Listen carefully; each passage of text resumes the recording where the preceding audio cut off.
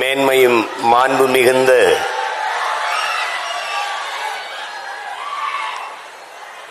நம்முடைய ஐயா பாரிவேந்தர்கள்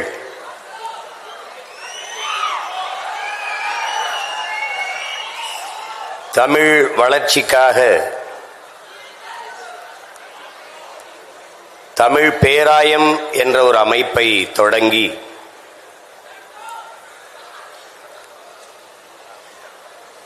அதிலே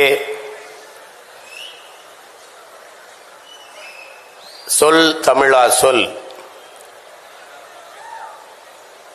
என்ற தலைப்பிலே நாடெங்கிலும் ஆற்றல் மிக்க இளைய தலைமுறை பிள்ளைகளை பேச வாய்ப்பளித்து சிறந்த பேச்சாற்றல் கொண்ட வெற்றியாளர்களை தேர்வு செய்கிற இந்த நிகழ்விலே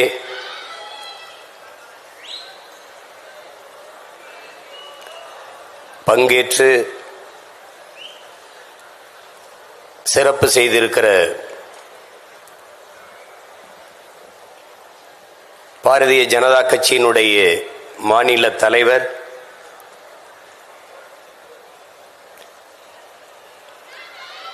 பாரதிய ஜனதா கட்சி என்ற ஒன்று தமிழ்நாட்டில் இருக்கிறது, அது வளர்கிறது என்று தன்னுடைய செயல் ஆற்றல்களால் நிகழ்த்தி காட்டிய என் அன்பு இளவல்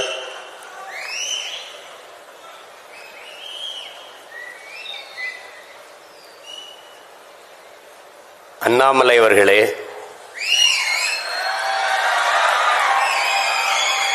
இந்த தமிழ் பேராயத்தினுடைய தலைவர் பெருமகன்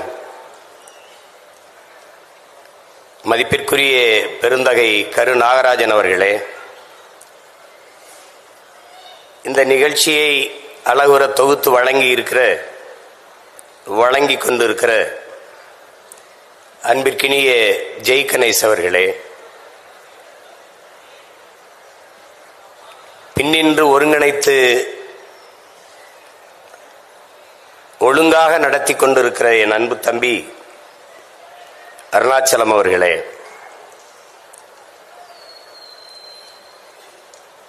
இந்த நிகழ்வின் நடுவராக இருந்து வெற்றியாளர்களை தேர்வு செய்திருக்கிற நடுவர்களில் ஒருவர் என் அன்பு தம்பி புதிய தலைமுறையின் தலைமை தொகுப்பாளர் கார்த்திகேயன் அவர்களே, என்னுடைய பேரன்பிற்கும் பெருமதிப்பிற்கும் உரிய பேராசிரியர் பெருந்தகை நகைச்சுவை வேந்தர் ஐயா கு ஞானசம்பந்தம் அவர்களே,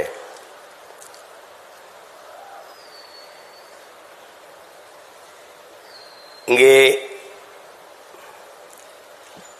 எங்களுடைய ஐயா ஞானசம்பந்தம் அவர்கள் குறிப்பிடும்போது நம்முடைய முன்னவர்களில் கடையலு வள்ளல்கள் பாரி காரி ஓரி ஆய்நல்லி அதியமான் பேகன் என்று கடையலு வள்ளல்களில் தலை சிறந்த வள்ளல்கள் பாரியும் பேகனும் தான். பாரியை படித்திருக்கிறோம், பார்த்ததில்லை, ஆனால் இப்போது பார்க்கிறோம். அது நம்முடைய ஐயா பாரி வேந்தல் அவர்கள். அப்படி என்ன செய்துவிட்டார் உங்கள் ஐயா என்று சிலர் எண்ணலாம். என் மூலமாகவே படிக்க வசதி இல்லாத பல பேர் இந்த பல்கலைக்கழகத்திலே படித்திருக்கிறார்கள், படித்துக் கொண்டும் இருக்கிறார்கள். அப்படிப்பட்ட ஒரு பெருமகன் பல்கலைக்கழகம் நடத்தினோமா, பல தொழில்களை செய்தோமா போனோமா என்று இல்லாமல்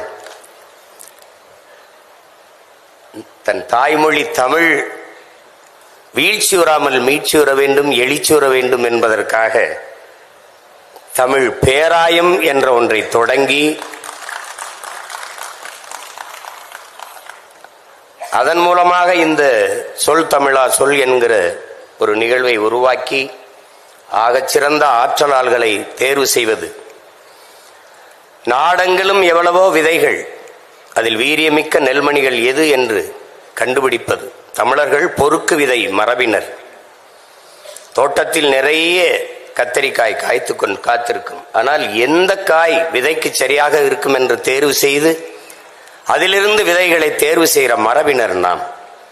நாடெங்கிலும் எல்லோரும் பேசுவார்கள், ஆனால் ஆகச் சிறந்த ஆற்றலாளர்கள் யார் என்று தேர்வு செய்கிற அந்த வீரியமிக்க விதை நெல்களை தேடி எடுத்து தமிழ் சமூகத்தில் விதைக்கிற அந்த அரிய பணியை செய்து கொண்டிருக்கிற எங்கள் ஐயா பாரிவேந்தர் அவர்களை எவ்வளவு பாராட்டினாலும் தகும்.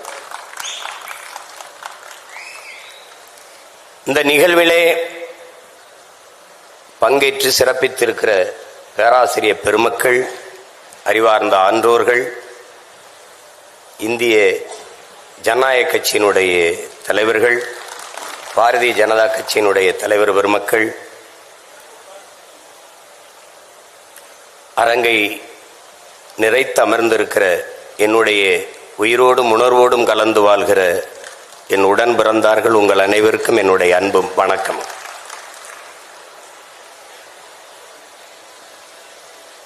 பொதுவாக பேச்சு என்றாலே இங்கே எப்படி பார்க்கப்படுகிறது என்றால், வெற்றி பேச்சு ஒரு வெட்டி பேச்சு, அவன் ஒரு வெட்டி பேச்சுக்காரன், ஏதாவது வெட்டியா பேசிக் கொண்டிருப்பான். வெற்றி பேச்சு என்று ஒன்று இருக்கிறது. பொதுவாக என் அன்பு பிள்ளைகள், என் அருமை உடன் பிறந்தார்கள், ஒன்றை கவனிக்க வேண்டும். பேச்சு என்பது நம் எண்ணத்தை வெளிப்படுத்தும் கண்ணாடி என்பதை நாம் புரிந்து கொள்ள வேண்டும்.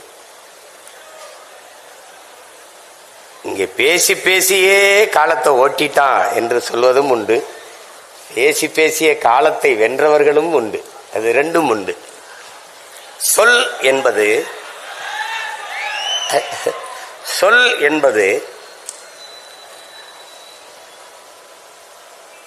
சொல்லில் உயர் சொல் தமிழ் சொல்லை, அதை தொழுது படித்திரடி பாப்பா என்கிறான் பெரும்பாவளன் பாட்டன் பாரதி.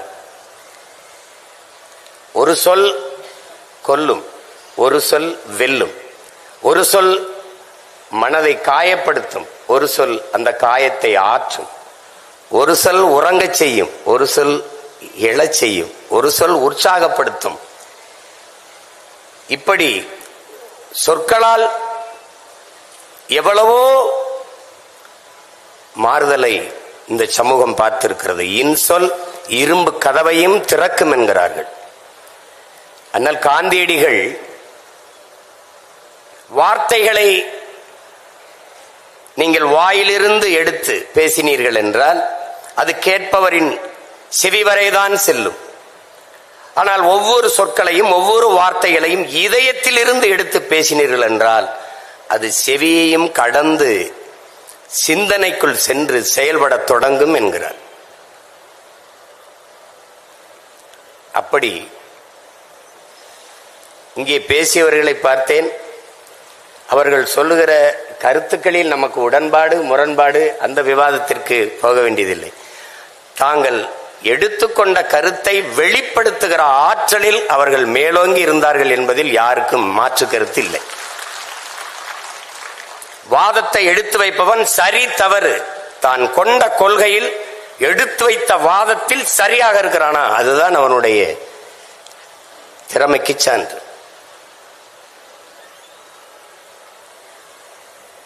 அறிஞன் சாக்ரட்டிஸ் ஒருவன் கேட்ட கேள்விக்கு பதில் சொன்னால் அதை வைத்து அவனுடைய அறிவை கணக்கிட முடியாது, மதிப்பிட முடியாது என்கிறான். ஒரு கேள்வியை எழுப்பினால் அதற்கு பதிலாக அவன் மற்றொரு கேள்வியே பதிலாக தருவானையானால் அவன்தான் ஆகச் சிறந்த அறிஞன் என்கிறான்.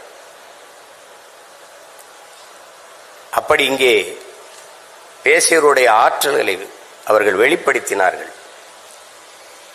இங்கே பேசியவர்கள் எல்லாம் நாம் ஆழ்ந்து கவனித்தேன். அதிகப்படியாக ஆங்கில சொற்களை பயன்படுத்தாமல் பேசினார்கள். இளைய தலைமுறை பிள்ளைகள், நாளைய நம்பிக்கை நாற்றுக்கள், சிலப்பதிகாரம், மணிமேகலையெல்லாம் எடுத்து சொல்லி பேசினார்கள். அப்போது என் இலக்கியம் செத்து போய்விடலை, இன்னும் உயிர்ப்போடுதான் இருக்கிறது என்ற நம்பிக்கையை தந்தார்கள். ஏனால் தமிழ் படிப்பதே பாவம் என்று ஆகிவிட்ட நாடு இது.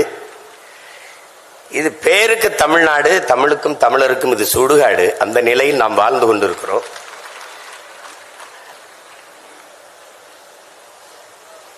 தமிழ் உலக மொழிகளின் தாய். எல்லா மொழிகளும் மனிதனால் பேசப்பட்டது. என் மொழி தமிழ்தான் இறைவனால் பேசப்பட்டது. மணிநெற்றி உமிழ்ச்செங்கன் தளல்புரை சுடர் கடவுள் தந்த தமிழ்ங்கிறான். சிவபெருமானே தந்த தமிழ்றாங்கிறான்.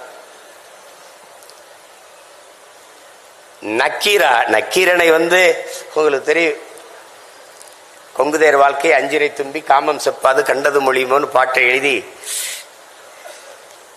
அதை தருமிக்கிட்ட கொடுத்து அனுப்பிட்டாரு. அவன் பாண்டியன் அவையில பாடி, அது ஒரு பெரிய தர்க்கம் வருது. திருவிடையாளர் படம் பார்த்தா உங்களுக்கு தெரியும். எங்க ஐயா ஞானசம்பந்தம் சொன்ன மாதிரி அதுல என்னடா இருக்குன்னா, அதுல எது இருக்குதோ இல்லையோ என் தமிழ் இருக்குது, அதுதான் முக்கியமானது. அப்ப அந்த இடத்துல நக்கீரன் பாட்டுல குறை கண்டுட்டாரு. அது பெண்களுக்கு இயற்கையிலே கூந்தல்ல மனம் இருக்காது, வாசனை திரவியங்கள் நறுமணமிக்க மலர்களை சூடுவதால் தான் வாசம் இருக்கும்னு சொல்லி தர்க்கம். கோபத்துல நெற்றிக்கணை திறந்து எரிச்சிடறாரு, சாம்பல் ஆயிடுறாரு. வந்தது இறை என்று தெரிஞ்சிருச்சு. உடனே எல்லாரும் கெஞ்சுறாங்க. பாண்டிய மன்னல்ல இருந்து எல்லாரும் கெஞ்சின உடனே பொற்தாமரை குளத்துல போய் நீ நக்கீரா எழுந்து வா அப்படின்னு வந்தோடனே, நக்கீரா உன் தமிழோடு சற்று நான் விளையாடவே வந்தேன்கிறார். நக்கீரனின் தமிழ் எள்ளி பருக வந்தவன் எங்கள் சிவன். அங்க அவ்வை மாடு மேய்ச்சிருக்கான். ஒரு பையன் மரத்து மேல உட்கார்ந்துருக்கான். அறிவு மூதாட்டி அவை வருகிறாள், களைத்து வருகிறாள். என்ன பாட்டி களைப்பா இருக்கா, உனக்கு வேணா நாவற்பழம் உலுக்கி போடவான்னு கேட்கிறான். சரி போடுன்றான். அது சுட்ட பழம் வேணுமா சுடாத பழம் வேணுமாண்ணா, அவர்கள் பழத்திரோட வாடா சுட்டது சுடாதுன்னு கேட்குற. உடனே இருக்கு பாறேன்னு உலுக்கி விடுறான். அந்த பழம் தரையில் விழுந்தோடனே சத்துன்னு விழுந்து அது மண்ணோட மண் ஒட்டிடுது. கனிஞ்ச பழம் உங்களுக்கு தெரியும், தரையில் விழுந்தா பாதி இப்படி அமுங்கிரும், அது மண் ஒட்டிக்கிடும். அதை எடுத்து சாப்பிடணுங்கிற ஆர்வத்தில் அவ்வை எடுத்து ஊதிடுறான். மண்ணை உதிர்க்கிறதுக்கு ஊதிடுறான். ஊதினவன மேல இருந்தவன் கேட்டுறான், என்ன பாட்டி பழம் சுடுதான்னு கேட்டுறான். உடனே புரிஞ்சிருக்கிறது. வந்தது சாதாரண ஆடு மேய்க்கிற சிறுவன்ல இறை என்று தெரிந்தவன, நீ யாரப்பான்னு கேட்டன, நீ தெரியல நல்லா பாருன்னா நம்ம பாட்டன் முருக பெருமகனார் நிற்கிறார். அவ சொல்றான், அவ்வையே உன் தமிழ் அள்ளி பருகவே நான் வந்தேன்ட்டு. அவன் நக்கீரனின் தமிழோடு விளையாட வந்தோம்ங்கிறான். உன் தமிழ் அள்ளி பருகவே நான் வந்தேன்கிறான் முருக பெருமகன். அதுதான் அந்த படத்திலே வரும். இறையனாரும் எம்பெருமாள் முருகவேலும் அகத்தியரும் கட்டிச்சா காத்த தமிழ் சங்கத்தில் வரும். அன்னைக்கு நம்ம முன்னோர்கள் சங்கம் வைத்து தமிழ் வளர்த்தார்கள், எல்லாம் சரியா இருந்துச்சு. நாம் இன்னைக்கு அதே சங்கம் வச்சு சாதி வளர்க்கிறோம், எல்லாம் நாசமா போச்சு. ரெண்டு அதான் இங்க இருக்கிற பிரச்சனை. தமிழ்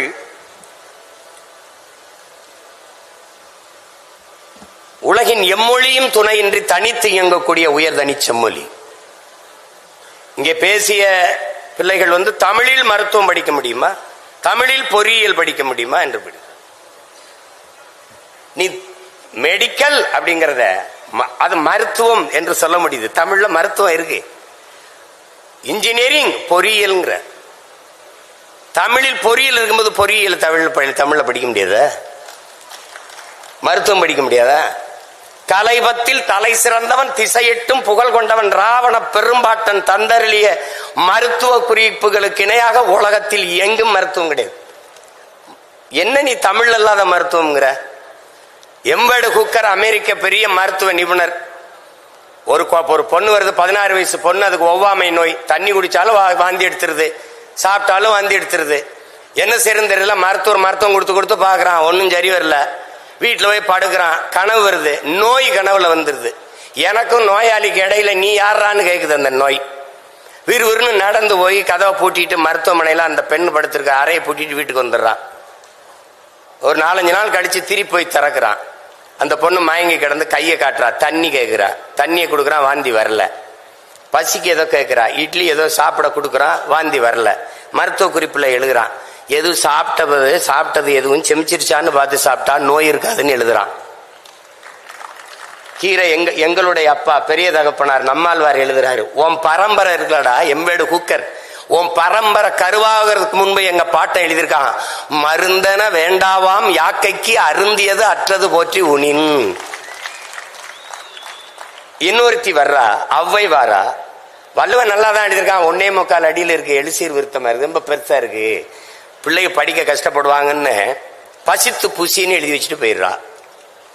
எனக்கு இல்லாத மருத்துவம் என்ன இருக்குது? நீ பெரிய மருத்துவர் தானே, பெரிய விஞ்ஞானி, பெரிய பெரிய மருத்துவ மேதை தானே, ஏன் நீ இந்த கொரோனா வந்தா கபசுரம் குடின, டெங்கு வந்தா நிலவேம்பு குடி, மஞ்சக்கா மாலைக்கு மருந்து இருக்கா, கீழா நெல்லி ஆட்டுப்பால்லாம் அரைச்சு குடிங்கிறான். இது வரைக்கும் எனக்கு ஒரு வாரமா சளி இருமல் இருக்கு, எந்த மருத்துவத்தையும் மருந்து இல்லை. என் தம்பி மருத்துவரா இருக்கான், போய் கேட்டேன், அண்ணே இதை சாப்பிடுங்கண்ணே, எவ்வளோ, ஒரு வாரத்தில் சரியாகும், சாப்பிடலன்னா அப்போ ஒரு வாரத்தில் சரியாகும். அவன் சொல்லிட்டான், அண்ணே நம்புங்கண்ணே, மருந்து இன்னும் இல்லைண்ணே. மருத்துவம் படிக்க முடியாதுன்னு சொல்லாத, உன் தாய்மொழியை நன்றாக நீ கற்றுக்கொண்டால் உலகத்தில் எம்மொழியும் கற்கலாம். உன் தாய்மொழியில் மருத்துவத்தை கற்றுக்கொள். அவனுக்கு தொடர்புக்கு அந்த மொழி இருந்தவர் ஒரு மொழியை 6 மாசத்துல தென்னையில தெருக்கல்லவா அழகாக ஆங்கிலம் பேச 6 மாசத்தில் கற்றுக் கொடுக்கப்படும். 6 மாசத்துல கத்துக்கிற மொழி எதுக்கட ஆயுள் முழுக்க படிச்சுக்கிட்டே அலையிற, நீ எதுக்கு அழிகிற? எதுக்கு? நமக்கு ஒரு நோய், உள்நாட்டு அறிவியலை, உள்நாட்டு வரலாறை, உள்நாட்டு புவியியலை, உள்நாட்டு வேளாண்மையை இங்கிலீஷில் தான் படிப்ப. முதல்ல இந்த நோயிலிருந்து வெளியிலவா. ஆங்கிலம் ஒரு மொழி, அறிவல்ல, இது அடிப்படையை விளங்கிக்க. இங்கிலீஷ் லாங்குவேஜ், நாட் நாலேஜ், அதான் நல்லா விளங்கிக்க. வெள்ளை என்பது நிறம், அழகல்ல. ஆங்கிலம் என்பது மொழி, அறிவல்ல.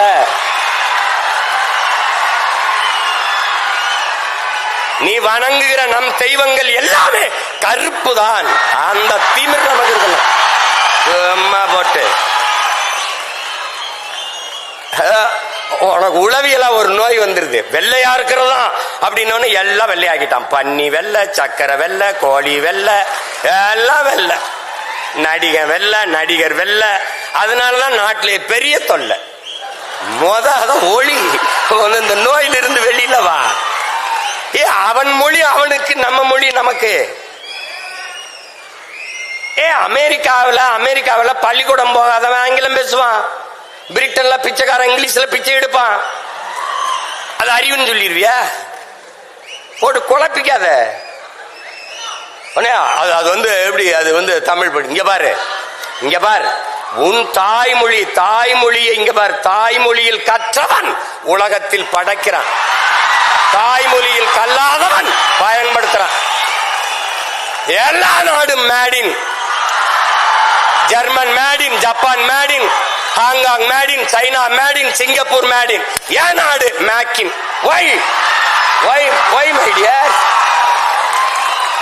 உன் தாய்மொழி கல்வி, தாய்மொழியில் நல்ல புலமை கொண்ட ஒருவன் உலகில் எம்மொழியும் எளிதாக கற்கலாம். போட்டு குழப்பிக்காத. ஈழத்திலிருந்து நாம் அகதியாக பிரான்சுக்கு போனோம், போய் பிரெஞ்சு கத்துக்கிட்டோமா? பிரெஞ்சு கத்துக்கிட்ட அகதியா போனோமா? நம்ம உறவினன் முழுக்க ராணுவத்தில் இருக்கான், போய் சேர்ந்து இந்தி படிச்சுக்கிட்டானா? இந்தி படிச்சுக்கிட்டு ராணுவத்துக்கு போனோமா? போட்டு குழப்பிக்காத. உலகத்தில் ஒன்னு தெரிஞ்சுக்க, உலகத்தில் எம்மொழியும் கற்போம் நாங்கள் வாழ. எம்மொழி தமிழ் கற்போம் எங்கள் இனம் வாழ. மொழி என்பது ஒவ்வொரு தேசியத்தின் முகவரி. கலை, இலக்கியம், பண்பாடு, வாழ்வியல், வழிபாடு, அறிவியல், அரசியல் எல்லாம் மொழிதான். என் முகம் சிதைந்து இறந்தால் என் பிணத்தை உன்னால் அடையாளம் காட்ட முடியாது. உன் மொழி சிதைந்து அழிந்தால் உன் இனத்தை எவனாலும் அடையாளம் காட்ட முடியாது. மொழி என்பது வெறும் தொடர்பு கருவி அல்ல. மொழி மற்றவர்களுக்கு வெறும் கம்யூனிகேஷன் லாங்குவேஜ், தொடர்பு கருவி. ஆனால் தமிழர்களுக்கு மொழி உயிர். அதனால்தான் தமிழுக்கு அமுதென்று பேர். அந்த தமிழ் இன்பத் தமிழ் எங்கள் உயிருக்கு நேர்னா. உலகத்தில் எத்தனை மொழி, இந்தியாவில் எத்தனை மொழிவழி தேசிய இனங்கள், நிலங்கள், எந்த மொழியிலேயாவது கன்னட குமரன் எவனாவது தன் மொழியை, தாய்மொழியை தன் பெயரோட வச்ச ஒரு மாநிலம் சொல்றான், ஒரு மொழி சொல்றான். பிரெஞ்சுக்காரன் தன் மொழி பெயர், தன் பிரெஞ்ச தன் பெயர்ல வச்சிருக்கானா? இங்கிலீஷ்காரன் வச்சிருக்கானா? இல்ல கன்னடர், தெலுங்கர், மலையாளி, துளுவர், உருது, இந்தி, மராட்டின் யாராவது? ஆனால் உலகத்திலே ஒரு இனம், ஒரே ஒரு இனம், தமிழ் குமரன், தமிழ் அரசன், தமிழ் அமுது, தமிழ் செல்வி, தமிழ் வேந்தன் என்று தன் தாய்மொழியை தன் பெயரோடு இணைத்துக் கொண்டு வாழ்கிற உலகில் ஒரே இனம் தமிழன் தான். தமிழ் பேரன்பின் தாய். சீனன் எழுந்தான். என் மொழி தெரியாதவன் பிசாசன். என் மொழி தெரியாதவன் என்ன சொல்றான்? ஊமைங்கிறான். அரேபியன் எழுந்தான், என் மொழி தெரியாதவன் பிசாசு என்றான். ஆங்கிலேயன் எழுந்தான், என் மொழி தெரியாதவன் அநாகரிகமானவன் என்றான். அதே நேரம் தமிழ் பெரும்பாட்டன் கனியன் பூங்குன்றன் எழுந்தான், யாதும் ஊரே யாவரும் கேளீர் என்றான்.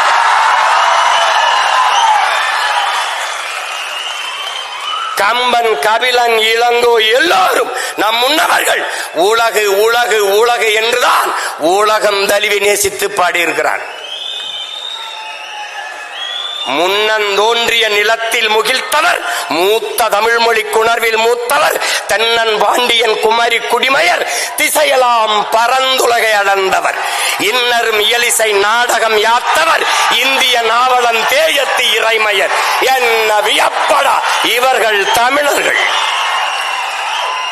வான்முகில் மலையிடை வாழ்க்கை தொடங்கியவர், வளர்ந்தரு குறிஞ்சியில் காதலை உணர்ந்தவர், தேனுமில் முல்லை மருதம் நெய்தலை தீர ஆய்ந்து நல் இல்லறம் வகுத்தவர், காந்தரு பொருளையும் கலனியும் கண்டவர், கடலின் பரப்பையும் கடந்தையில் சென்றவர். ஏன் நம்பி தெரியுமா இவர்கள் தமிழர்கள்?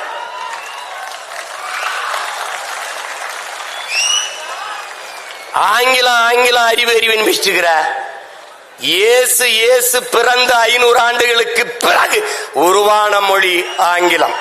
இயேசு பிறப்பதற்கு 500 ஆண்டுகளுக்கு முன்பே தமிழின் தொன்மை இலக்கண நூல் தொல்காப்பியம் இருக்குது, உருவாகல இருக்குது. என்ன ஆங்கிலத்தில் சிறப்பு வச்சிருக்க நீ? என் மொழியை நீ எடுத்துட்டா உனக்கு சொல்லல. 500க்கு மேற்பட்ட கலை சொற்கள், உயிர் சொற்களை நான் போட்டது உனக்கு. உடன், என்னுடைய உடன் ஒரு எஸ் போட்டு சடன். என்னுடைய பேச்சு ஒரு எஸ் சேர்த்து ஸ்பீச். என்னுடைய பஞ்சு ஒரு எஸ் போட்டு ஸ்பாஞ்சு. என்னுடைய கொல் ஒரு கில். என்னுடைய கட்டுமரம் உன்னுடைய கட்டுமரம். என்னுடைய நாவாய் உன்னுடைய நேவி. என்னுடைய கலாச்சாரம் உன்னுடைய கல்ச்சர். உனக்குன்னு என்ன இருக்குது? நான் போட்ட பிச்சையில் ஒரு உமுறாகிட்டு நான் தான் பெரிய இன்டெலிஜென்ட்.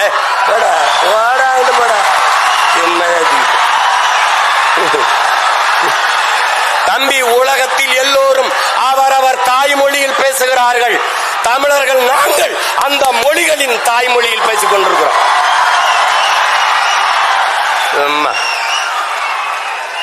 நாட்டின் பிரதமர் மாண்புமிக்க ஐயா நேரு அவர்கள், ஐயா பிரதமர் மோடி அவர்கள் உலகம் பூரா செல்றாங்க. என்ன சொல்றாங்க? உலகம் பூரா உலகில் முதல் மொழி தமிழ் எங்கள் இந்தியாவில் இருப்பது பெருமை. இந்திய மொழிகளின் தொன்மையை தமிழில் இருந்து அறியலாம். உலகில் பல்வேறு நாடுகளில் மக்கள் தமிழை கற்றுக்கொள்ள பேரார்வம் கொண்டு வருகிறார்கள். நான் சொல்லல, நாட்டின் பிரதமர்.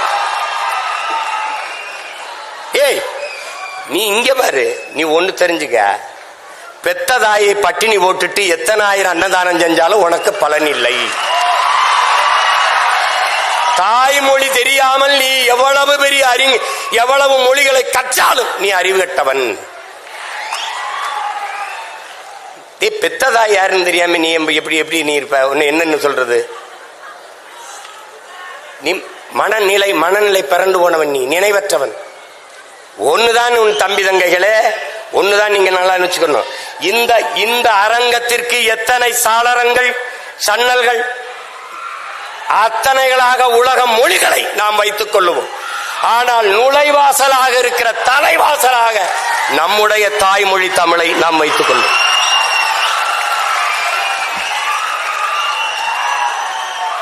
எல்லா மொழியும் கத்துக்கிறோம், யார் வேணாம். பாரதியை விடவாடா ஒரு புலவன் இருக்கான், பாரதியை விடவாடா ஒரு பாவலன், நம்முடைய பாட்டனை விடவா எல்லா மொழிகளையும் கற்றான். சொன்னான், யாம் அறிந்த மொழிகளிலே தமிழ் மொழி போல் இனிமையானது எங்கும் காணோம்னா, இனிதானது எங்கும் காணோம்னா. ஆங்கிலம் படிக்கிறவனுக்கு ஒண்ணு சொன்னான் பாரு, ஆங்கிலம் படிக்கிறவனுக்கு அன்னைக்கே 1921 செத்து போயிட்டான்.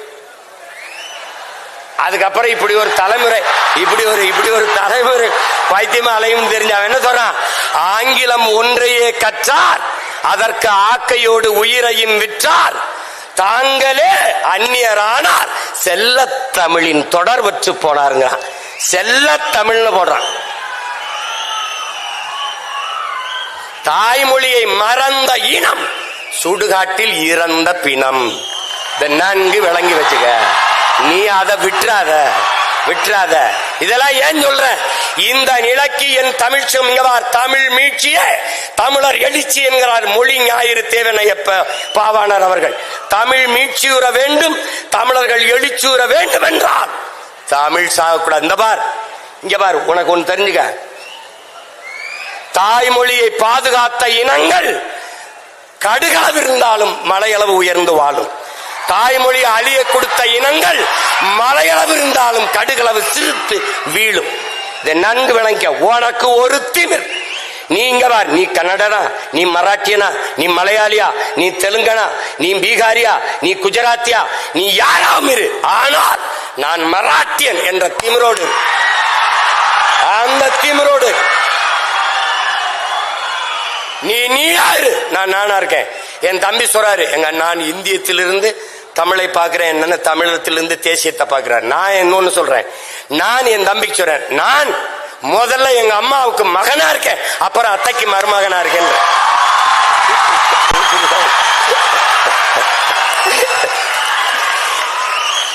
இந்த தேசம் நல்லா இருக்கணும்னா, இந்த நாடு நல்லா இருக்கணும்னா, என் வீடு நல்லா இருக்கணும், என் வீடு நல்லா இருக்கணும், உன் வீடு நல்லா இருக்கணும், அவர் வீடு நல்லா இருக்கணும், அவர் வீடு நல்லா இருக்கணும், எல்லா வீடும் நல்லா இருந்தால் நாடு நல்லா இருக்கும். That's all your honour.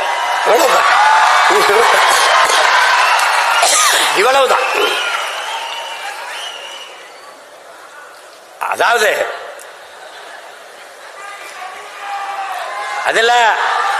அதுல இங்க பாரு, அதுல மருத்துவம் கல்வி, பொறியியல் கல்வி தமிழில் படிக்க முடியுமா என்பதற்கு அதற்கு சான்று இங்க பார். ஈழத்திலே ஈழ தாயகத்தை கட்டி எழுப்பிய எங்களுடைய தலைவர் மேதகவே பிரபாகரன் அவர்கள் தமிழீழ மண்ணில் மருத்துவத்தை, பொறியியலை, சட்டத்தை தமிழிலே படிக்க வைத்தார். தமிழிலே படிக்க வைத்து பட்டங்களை பெற வைத்தார். அங்கே படித்த மருத்துவர்கள் இன்னைக்கு உலக நாடுகளிலே மருத்துவம் செய்கிறார்கள். போட்டு குழப்பிக்காத. நீ தமிழ்ல படிச்சவன் தான் அப்துல் கலாம்னு ஒருத்தன் அணுகுண்டு கண்டுபிடிச்சு வெடிச்சு இந்தியா வல்லரசு ஆயிருக்கு. யாரு? நம்ம ஐயா தான். நம்ம ஐயா மயில்சாமி அண்ணாதுறையிலிருந்து சிவத்திலிருந்து எல்லாரும் தாய்மொழி கல்வியில கற்றவர்கள் தான். நீ என்ன தொடக்க கல்வி தமிழ்ல இருக்கணும் அப்படின்னு வேற இருங்க. அண்ணாட்ட 8ஆம் வரைக்கும் தமிழ் படிச்சா போதும். அதுக்கப்புறம் எம்ஏ தமிழ் இலக்கியம், முதுகலை தமிழ் இலக்கியம் படிச்சவனே பொழிப்புற தேடிக்கிட்டு இருக்கான். எங்க ஐயாவுக்கு தெரியும், தமிழ்துறை பேராசிரியர் எங்க ஐயா இருக்காங்க, ஞான சம்பந்தம். என்னுடைய பேராசிரியர் தோ பரமசிவம், அவருடைய நண்பர். அவரை விட வரலாற்று ஆய்வறிஞனும் என்ன சொல்றது, தொல்பொருள் ஆய்வறிஞனும் தமிழறிஞனும் கிடையாது. அவருடைய மாணவன். நான் சொல்றேன் கேளு. முதுகலை தமிழ் இலக்கியம் படிச்சவனே பொழிப்புற தேடிக்கிட்டு இருக்கான். பொழிப்புரை தேடக்கூடாது என்று பாக்களை எழுதிய பெருமகன் நம்முடைய பாட்டன் பாரதி தான். நேரடியா அச்சமில்லை அச்சமில்லை அச்சம் என்பதில்லையேன்னு வந்துட்டான். மற்ற எல்லா பாக்களுக்கும் சங்க இலக்கியத்திலிருந்து எல்லாத்துக்கும் பொழிப்புரை.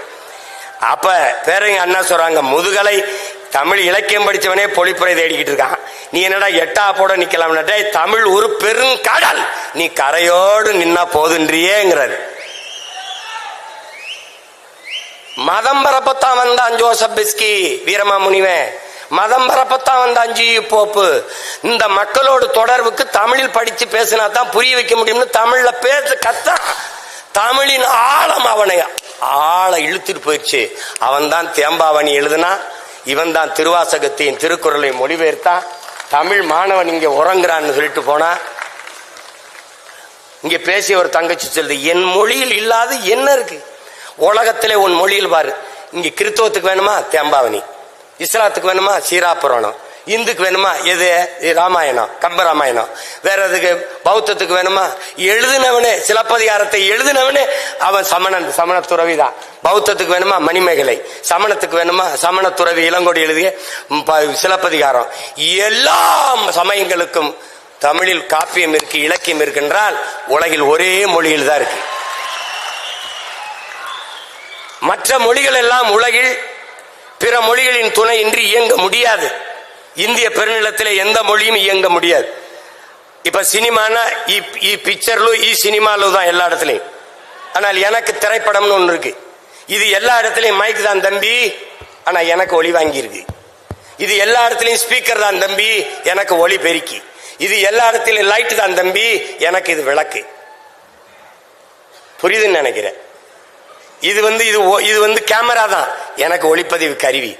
அது சேர் தான், எனக்கு நாற்காலி. இது டேபிள், எனக்கு மேசை.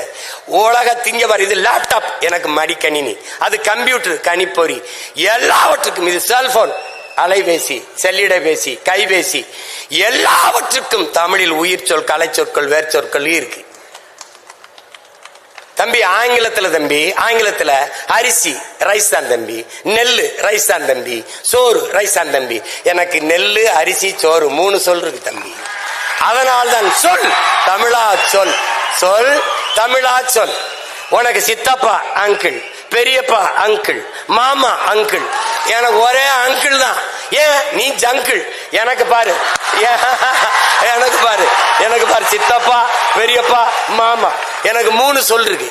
உனக்கு சின்னம்மா பெரியம்மா அத்தை, எல்லாத்துக்கும் ஆன்டி தான். எனக்கு இல்லாத என்ன இருக்கு? ஏன்னா எனக்கு ஒரு குற்ற உணர்ச்சி இருக்கு, தாழ்வு மனப்பான்மை இருக்கு. தமிழ் படிச்சா வேலை கிடைக்காது, தமிழ் படிச்சா சோறு கிடைக்காது. நீ சொல் என் உடன் பிறந்தானே, தமிழ் எனக்கு வேலையும் சோறும் அல்ல, தமிழ் எனக்கு உயிர் என்று சொல். அவ்வளவு. அதை சொல், உறக்க சொல், சொல் தமிழா சொல். நான் தமிழன் என்று சொல், என் தாய்மொழி தமிழ் என்று சொல். நீ சொல்லல. மொழி ஆய்வறிஞர், அமெரிக்க மொழி ஆய்வறிஞர் அலெக்ஸ் கோர் எழுதுறா மாணவர்கள்ட்ட, ஒரு வெள்ள பலகையில வலையொலியில் தட்டிப்பார், உலகத்தில் மனிதர்கள் பேசிய முதல் மொழி தமிழ் என்று எழுதுறான். ஆதியில் காடுகள் மனிதன் உழைக்கத் தொடங்கிய போது உழைப்பிலிருந்து உருவானது மொழி. காடுகளில் உழைக்கும் போது தொலைதூரத்தில் இருக்கிற அழைக்கிறதுக்கு ஏய் ஓ ஆ என்று எழுப்பினான். அந்த ஒலிகள் இன்றும் தமிழில் அப்படியே இருப்பதால் ஆதி மொழி தமிழ் என்று அறிஞர்கள் வரையறுக்கிறார். ஓடு பேச முதல்ல குற்ற உணர்வை தகர்த்து விடு, ஒன்னால முடியாதுன்னு. எங்க ஐயா இந்திய நாட்டை ஒரு தமிழன் ஆளணும்னு நீ இதெல்லாம் சாத்தியமா அப்படின்னு. எது ஒன்றும் சாத்தியத்திலிருந்து பிறக்கிறதில்லை என் உடன் பிறந்தார்களே, தேவையிலிருந்து தான் பிறகுது. ஒரு தமிழன் இந்த நாட்டை ஆண்டாதான் நாடு நல்லா இருக்கும் நிலைமை வந்துச்சுன்னா ஆளுவான். இங்க ஒரு தம்பி பேசினார், பெருந்தலைவர் காமராஜர் கிங் மேக்கரா இருந்து பிரதமரை உருவாக்கினார் அப்படின்ட்டு. அவர் லார்பூர் சாஸ்திரி அவர் தான் தேர்வு பண்றார் நேரு இறந்த பிறகு. அதுக்கப்புறம் சாஸ்திரி இறந்த பிறகு இந்திரா காந்தி அம்மையாரையும் அவர் தான் தேர்வு பண்றார். அப்ப பக்கத்தில் இருக்க தமிழ்நாட்டில இருந்து போன தலைவர்கள், ஐயா ஐயா எதுக்கு ஐயா எல்லாரையும் இவங்களெல்லாம் தேர்வு பண்ணி நிறுத்திக்கிட்டு நீங்களே நின்னாங்கய்யா? நம்ம சொன்னா போடுவான், நின்னா போட மாட்டான். நான் இவனுக்கு போடுன்னு சொன்னா போட்டுருவான், ஆனா நான் நின்னா போட மாட்டான். ஒரு காலம் வரும், அதுக்கான ஒரு காலம் வரும். தமிழ்நாட்டை ஒரு தமிழன் ஆண்டு இந்திய மாநிலங்களிலேயே மிக முதன்மையான மாநிலங்களாக கல்வி, மருத்துவம், வேலை வாய்ப்பு எல்லாவற்றிலையும் ஆகச்சிறந்த மாநிலமாக உயர்த்தினால் இந்திய பெருநாடு தமிழ்நாடு போல சிறந்து விளங்க என்ன செய்யலாம் என்றால், அந்த நாட்டை ஆண்ட முதன்மை அமைச்சரிடத்தில் இந்திய பெருநாட்டை கொடு என்கிற நிலை உருவாங்க. இவ்வளவுதான். இதுல போட்டு குழப்பிக்காத நீ. ஆனா இங்கே திராவிட மாடலை பின்பற்றினா என்ன? ஓட்டுக்கு 500, அதை எல்லாரும் பின்பற்று. இந்த வாக்குக்கு காசு வாங்குற நிலையை ஒழிக்காம நம்ம பேசுற எந்த சீர்திருத்தம், எந்த முற்போக்கு எதுவும் பயன்பெறாது, எதுவும் பயன்பெறாது. இதை அரசியல் பேசக்கூடாதுன்னு சொல்றதெல்லாம் அது எங்க ஐயாவும் சொல்ல மாட்டாங்க. இங்க என் தம்பி இருக்கிறப்ப அப்ப எங்க ஐயாவும் சொல்ல மாட்டாங்க. சொல்லணும். எங்க ஐயா ஞானசம்பந்தத்துக்கு உங்களுக்கு தெரியுமில்ல. இப்ப இங்க கொஞ்சம் அடக்கி வச்சுட்டு போயிட்டாங்க, நேரம் குறைவு. எங்களுக்கெல்லாம் நாங்கெல்லாம் முன்னாடி இருக்கும்போது பள்ளிக்கூடத்து பேராசிரியர் பாடம் நடத்திக்கும் போது குரலை சொல்லி இன்னார் செய்தார ஒருத்தர், அவர் நன்மை செய்து விடல் சொல்லுப்பா, இந்த குரலை சொல்லுப்பா. அவன் எந்திரிச்சு, ஐயா இன்னொரு தடவை சொல்லுங்க. என்னப்பா இன்னார் செய்தார ஒருத்தர், அவர் நன்மை செய்து விடல் சொல்லுப்பா. ஐயா என்ன ஒரே ஒரு தடவை. ஏய் என்னப்பா நீ? எங்க வாத்தியாரெல்லாம் ஒரு தடவை அந்த குரலை சொன்னா அப்படியே மனசுல வச்சு திருப்பி சொல்லுவோம். அவன் உங்களுக்கு யாரோ நல்ல வாத்தியார் பாடம் நடத்திருக்காரு ஐயா. அப்புறம் ஒரு தடவை வீட்டுக்கு போயிருக்காங்க. வீட்டுக்கு போகும்போது சின்ன சின்ன பசங்க 3 வயசு இந்த பேச வந்த பருவத்தில் இருக்க பசங்களாம் உட்காந்து தொலைக்காட்சி பார்த்துட்டு இருந்திருக்காங்க. பார்த்தீங்கன்னா பெரியவங்க வந்தோடனே போங்க போங்க போங்க அப்படின்னு அனுப்பி விட்டுருமா. போகும்போது 3 வயசு பசங்க 2 பேர் பேசிட்டு போறாங்களா, என் வாழ்க்கையிலே இந்த மாதிரி படத்தை நான் பார்த்ததில்லை அப்படின்னு. யாரு? ஐயா சொல்றாங்க. 3 வயசு பையன் சொல்றான், என் வாழ்க்கையிலே பார்த்ததில்லைன்னு போயிட்டு போறான். அது அரசியலை நீங்க எப்படி எடுத்துக்கிறீங்கன்னு என் அன்பு பிள்ளைகள் தெரியல.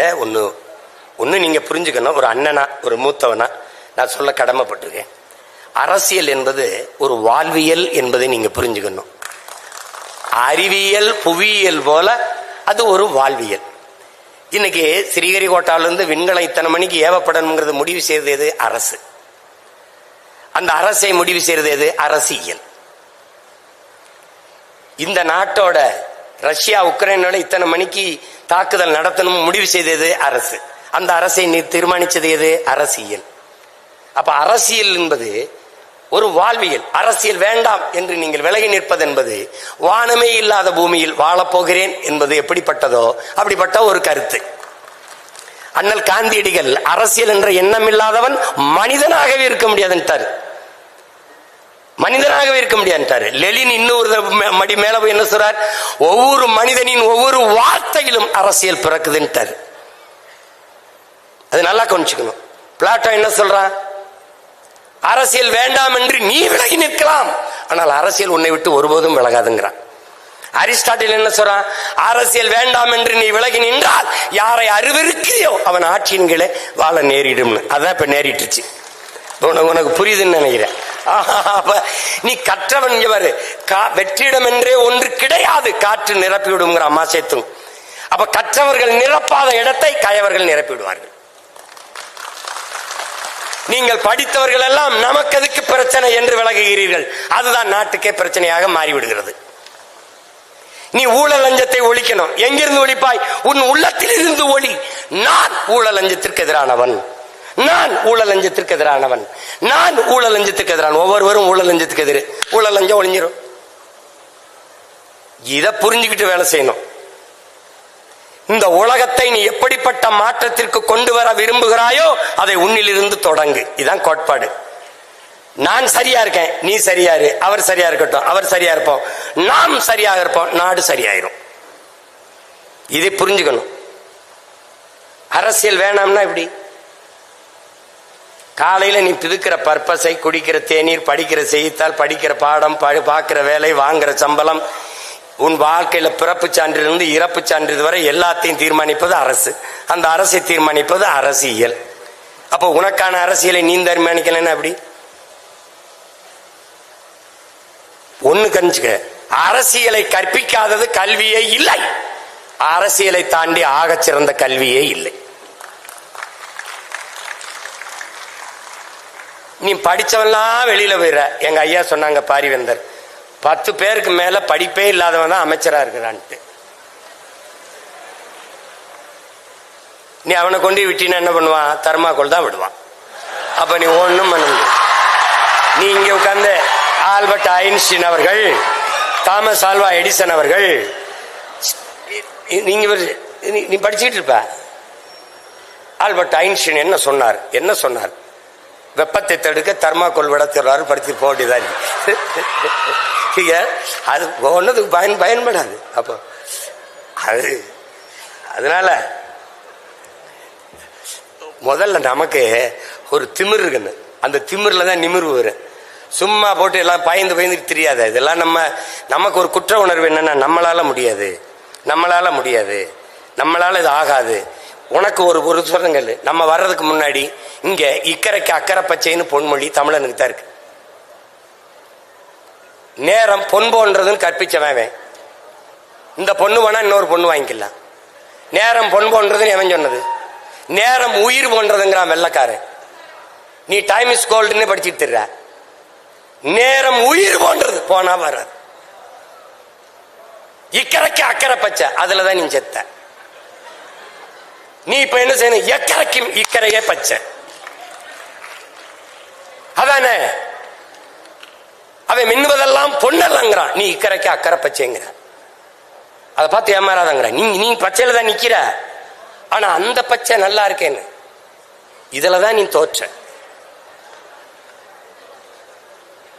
நீ திமிரில் இந்த பாரு, இங்க பாரு, ஜூலியஸ் சீசர் சொல்றான், உன்னுடைய தகுதியை ஒருவன் எழுந்து அறிவிக்கிறதுக்கு முன்னாடியே நீ சொல்லிடுறான், நான் ஆகச் சிறந்தவன் என்று நீ சொல்லிருன்றான்.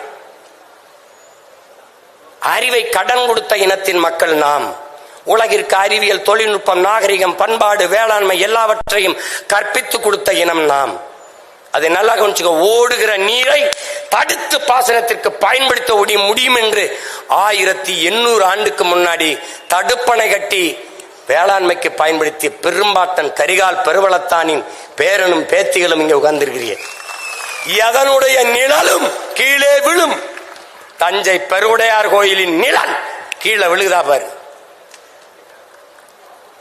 எப்படி கட்டிருப்பான் பாரு உன் பாட்டை. எவடா இந்த கற்களை மேல ஏத்திருப்பான்? இன்னைக்கு ஒன்னா விசை அணி இருக்கு, தூக்குறான் போடுறான். அப்ப எப்படி ஏத்திருப்பான்? உனக்கு என்ன தன்னின பெருமை அறியாம தாழ்ந்து விழுந்து போன நீ. உனக்கு ஒன்னும் தெரியாது. இப்ப நானே ஒரு வெள்ளையா, இப்ப நான் என் தம்பிலாம் கொஞ்சம் வெள்ளையா,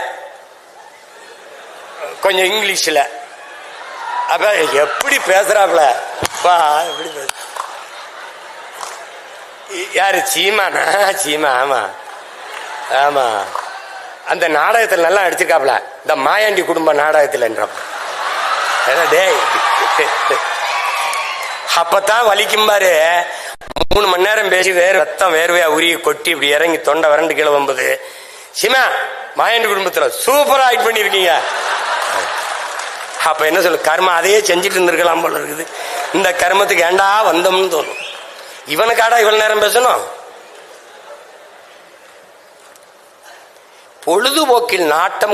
பொழுதுபோக்கில் கேளிக்கையில் நாட்டம் கொண்ட மக்களை புரட்சிக்கு தயார் செய்வது கடினம். கேளிக்கை வேற, போராட்டம் புரட்சி வேறு. நல்லா கவனிச்சுக்கணும். உங்களுக்கான தலைவர்களை பொழுதுபோக்கு தளத்தில் தேடாதீர்கள், போராட்ட களத்தில் தேடுங்கள்.